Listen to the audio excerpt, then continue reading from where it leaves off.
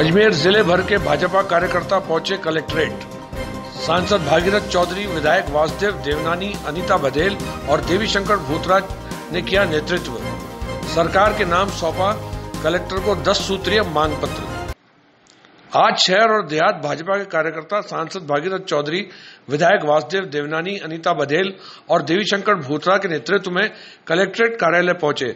सैकड़ों कार्यकर्ताओं सहित आई भाजपा की टीम ने कलेक्टर विश्व मोहन शर्मा को मुख्यमंत्री अशोक गहलोत के नाम 10 सूत्रीय मांग पत्र भी सौंपा, जिनमें जनता के हित में शहर में भीषण गर्मी के चलते पानी की व्यवस्था करवाने, लॉकडाउन के दौरान औद्योगिक इकाइयों के सामने आ रहे विद्युत बिलों के स्थायी शुल्क हटवाने, 25 मई को अनाज मंडी में लगी आग के कारण दुकानदारों के हुए नुकसान की आपदा कोष से भरपाई करवाने, टिड्डी दल के प्रकोप से लड़ने हेतु आवश्यक छिड़काव करवाने और बीएलओ द्वारा कोरोना महामारी के दौरान खाद्य सामग्री बंटन में अनियमितताओं की जांच करवाकर जनता को अतिशीघ्र राहत पहुंचाने की मांग की है।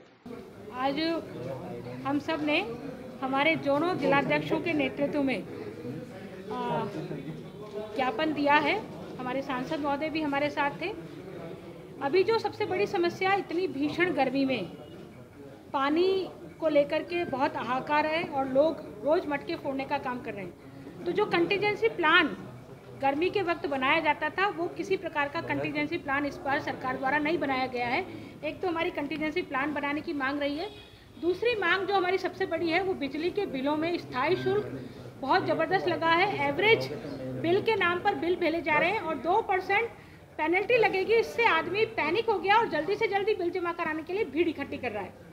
तो ऐसी स्थिति में जो प्रतिष्ठान पूरे लॉकडाउन की अवधि में बंद थे, उन प्रतिष्ठानों की कोई कमाई नहीं हुई, तो वो कैसे बिजली का बिल जमा कराएंगे। इसलिए इस बिजली के बिल को किस्तों में जमा कराया जाना चाहिए, ये बात हमने कही है, या फिर पूरी तरह से सरकार इसको माफ़ करे।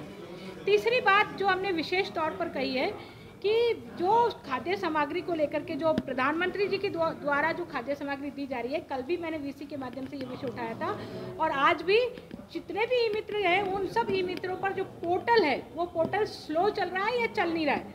बड़ी मुश्किल से ई मित्र कियोस्क धारक उसका पंजीकरण करते भी हैं, तो वो पंजीकरण फेल हो जाता है। ऐसी स्थिति में जो सरकार का IT डिपार्टमेंट है, वो पूरी तरह से फेलियर हो रहा है और पब्लिक बहुत परेशान हो रही है कि हमारा पंजीकरण कैसे कराएं। तो ये मुख्य मुद्दे थे जिसको लेकर के आज कलेक्टर महोदय को ज्ञापन दिया गया है। और साथ ही आने वाले समय में जो BLAs जो लगाए गए हैं, उनको पूरा ऐप के साथ में उनको पूरे संसाधन देकर के भेजें, ताकि वो इन लोगों का सर्वेक्षण कर सके और इनका खाद्यान्न उपलब्ध करा सके। तो ये मुख्य पानी, बिजली और खाद्यान्न को लेकर के प्रमुख मांगे थी, जिसके लेकर के आज कलेक्टर महोदय को मुख्यमंत्री के नाम ज्ञापन दिया गया। ठीक है, रूल हो गया जी सर। हमने आज कलेक्टर साहब के साथ शहर और देहात के हम सभी प्रमुख बीजेपी के नेताओं ने ज्ञापन दिया। उस ज्ञापन में स्पष्ट है कि इस समय अजमेर में सबसे बड़ी पानी की समस्या है, जिसके कारण से लोग त्राही कर रहे हैं। और ऐसे समय जब बीसलपुर में पूरा पानी है, फिर अजमेर की जनता को क्यों नहीं मिल रहा है। यहाँ तक 48 घंटे का वादा था, वहाँ 72, 96 और कई दिन तो 5 दिन भी हो रहे हैं। और इसी प्रकार गाँव में भी 5-5, 7-7 दिन हो रहे हैं। तो पानी की समस्या का समाधान करें, सबको निश्चित एक 48 घंटे पानी मिल जाए।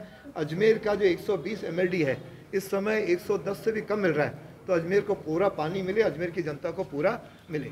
दूसरा हमारा मुद्दा था कि ये जो इन्होंने 37 कैटेगरीज इन्होंने छांटी हैं, उसमें न तो आपका ई मित्र का कई सर्वर काम नहीं कर रहा है, इसलिए हज़ारों लोगों ने कि सर्वर काम न करने के कारण उनके नाम रजिस्टर नहीं हो पाए।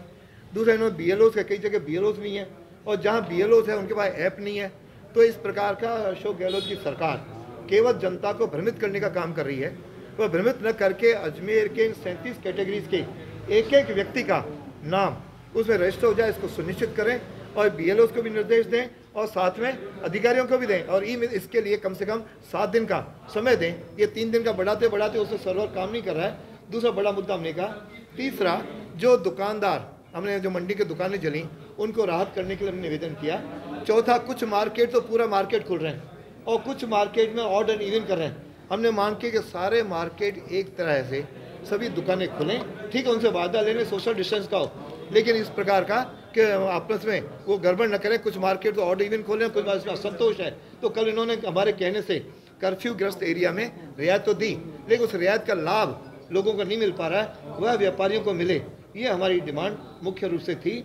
और लास्ट में जो हमने एक डिमांड रखी वह ये रखी कि आपके जितने भी ये विद्युत के बिल हैं, इनमें इन्होंने शुरू में तो बड़ी बड़ी घोषणाएं कर दी अशोक जी ने कि आपको 2 महीने 3 महीने का स्थगित करते हैं, लेकिन उसके स्थगित करने के बाद अब एक तो उनको बढ़ चढ़ करके बिल जा रहे हैं, एवरेज बिल जा रहे हैं। जब दुकानें इंडस्ट्रीज बंद थी तो एवरेज बिल का क्या तुक है। फिर एवरेज बिल जाने के बाद उन्होंने कहा मीटर रीडर्स होगा, लेकिन एवरेज बिल के बाद 2 महीने का फिर उस पर न करने का पेनल्टी। तो आदमी को इतना पैसा है कहाँ, दुकान तो अब खोली है, गरीब ने मकान जो है अब उसका धंधा शुरू हुआ है, तो गरीब दुकानदार, इंडस्ट्रीज और इसके घरों वालों का ये बिल किस्तों में लिया जाए और एक्चुअल रीडिंग से लिया जाए, तब जाकर के उनको राहत प्रदान होगी। इससे जुड़े हुए हमने कुछ 10 बिंदु लिखे हैं। इस पर कलेक्टर साहब ने कहा जो राज्य सरकार से संबंधित है वो हम राज्य सरकार को लिखूंगा, और इसके बाकी पानी और बाकी मुद्दों पे और इन 37 के उन्होंने आश्वस्त किया कि मैं इस पर कार्रवाई करूँगा।